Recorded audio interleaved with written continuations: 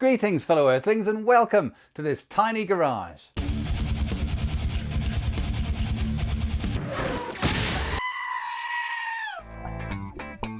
Okay, we definitely need a flashback this week. Here's last week. Here we go.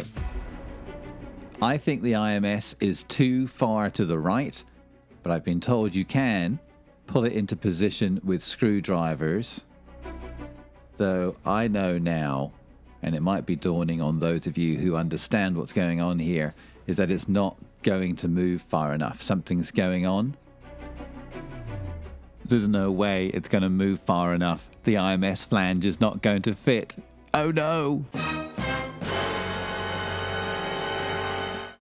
Long story short, folks, we've got to take the case apart again. I really do appreciate all the help that the community has been sending me. I'd like to especially thank this week Lee at Hartech, of course, Jake at Flat 6 Innovations, and Roberto at TuneRS Motorsports. Not forgetting subscribers Maurizio, Stefan D, Mike Davis, and CeeLo. I hope I didn't forget anyone. A big thank you to all of you for getting back to me so quickly and telling me exactly what I did wrong and how I need to fix it. So I'm just going to do everything you all said, and hopefully that will do it. I'm told it's also a good idea to take off the tensioner paddle for the IMS itself, so removing the circlip there and the little washer. Apparently what's happened then is the chain has skipped a tooth, meaning that it's bunching up and sitting up high, and that means it's getting stuck on the guides as it's trying to go around its direction of travel. All we need to do then is just pull on the chain while turning the engine, and then if we keep going long enough, that extra bunched up little piece should pop out, and then the chain will have all the slack it needs to sit in that correct position. Well, I turned it quite a bit like that and it wasn't working, so I put the engine in the upright position to get gravity on our side, and then also it gives an opportunity to get some more lubrication onto these cylinder walls, because I'm going to be turning it without any oil pressure, obviously. Okay, and we're off. From this perspective, we're looking from the transmission towards the back of the car. The engine should turn in a counterclockwise direction. And there it just gets bound up and doesn't want to turn anymore. So we're going to go backwards. And come on, buddy. Come on, cough. Come on. Yay! And that's that.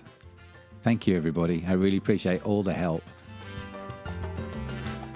Take a look up here. As the chain turns, you can see the bunched up part coming out and then hopping onto the correct teeth and giving us the slack we need.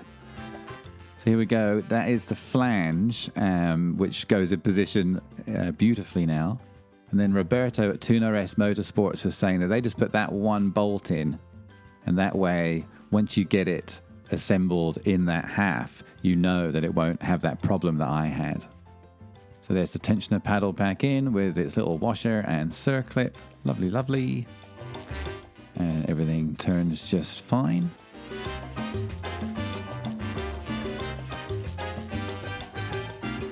A few more turns on that bolt.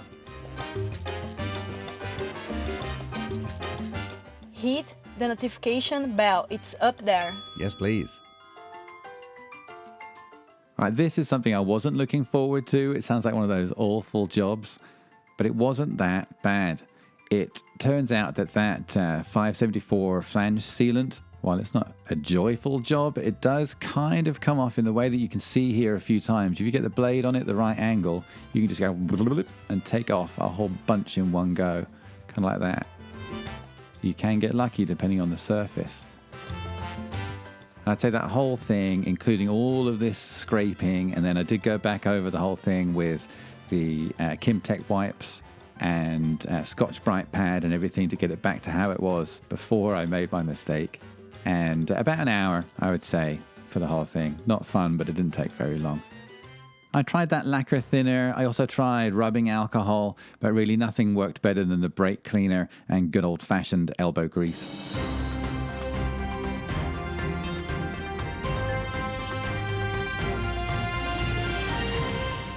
Okay, yeah, there is a little bit of news. I know some of you have been asking, where have the videos been? It's been a couple of weeks that I've missed.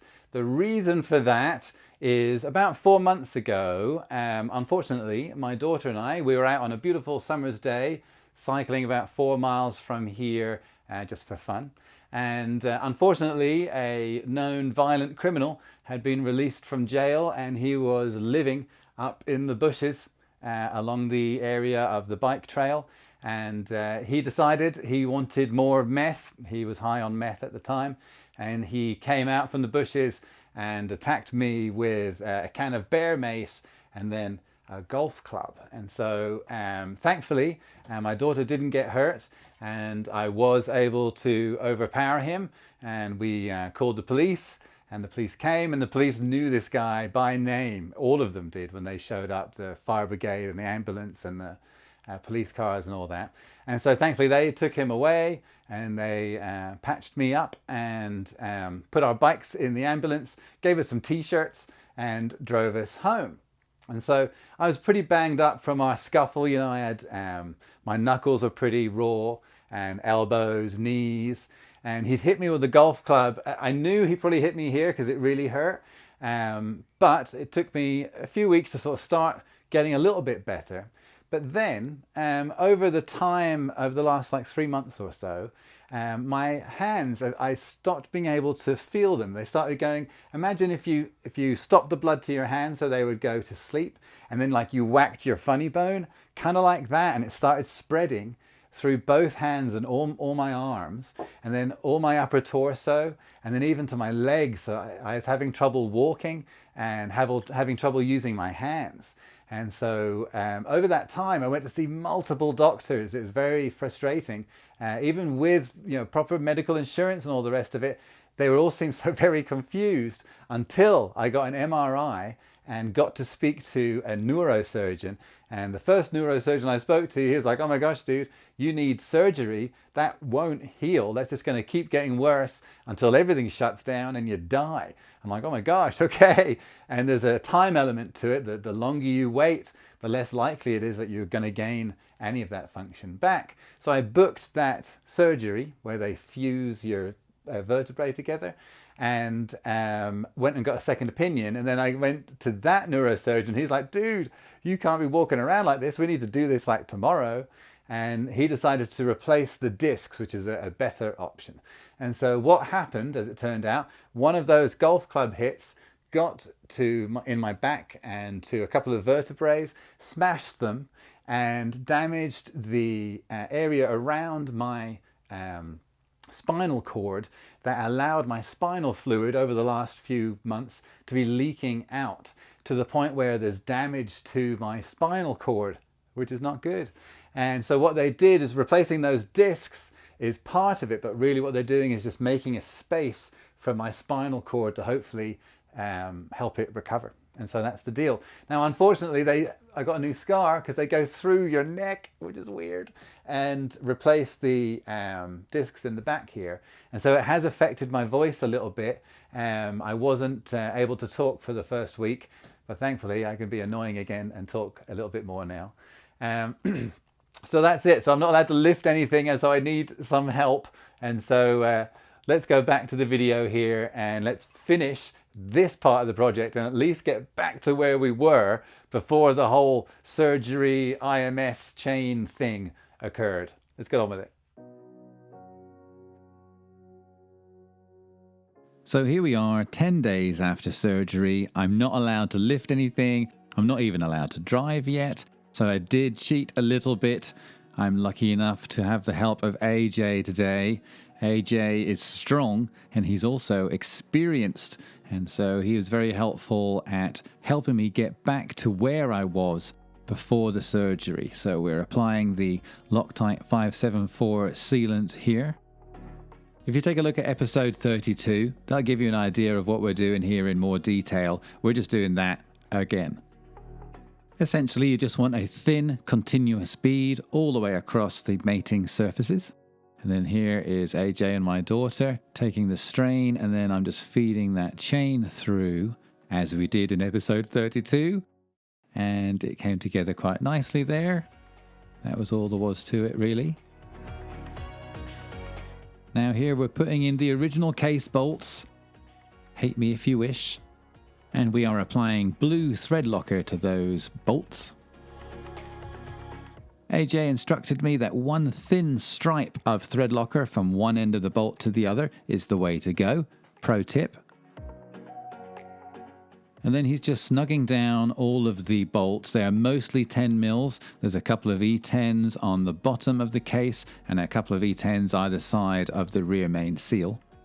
Moving around to underneath the engine here in the oil pan area. Those are just some 10 mils again. And then those are a couple of the E10s in the back of the bottom section there. And then all of these are going to get torqued to 14 Newton meters. I was put straight. It's not 13, it's 14. Thank you, Lee Jenkins at Hartech UK. AJ was kind enough to do all of this for me. His approach is to start in the center and work his way out and just try to keep the tension even across all of those bolts as he tightens them. I mean it. Hit that subscribe button. Now, we did come across a bit of an issue. That is the other end of the IMS, and it seems sort of stuck.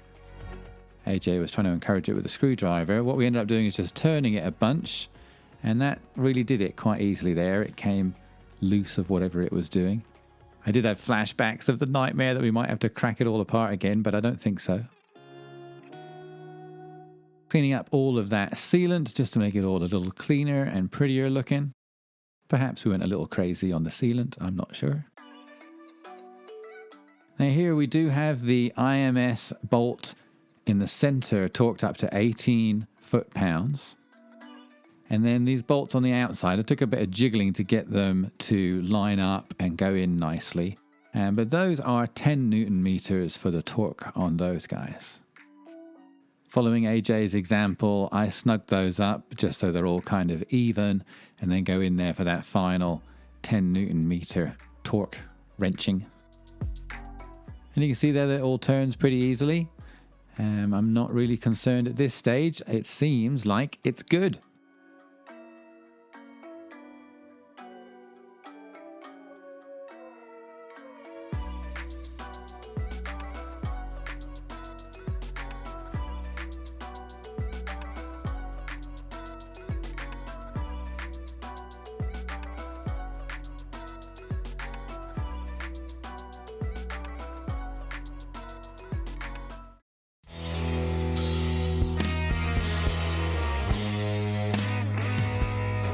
So wow, finally we are now back to where we were before this whole upheaval occurred.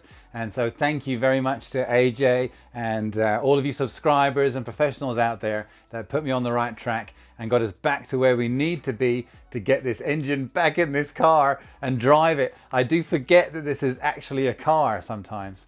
Unfortunately, that is all we have time for this week. Thank you very much for watching. Till next time.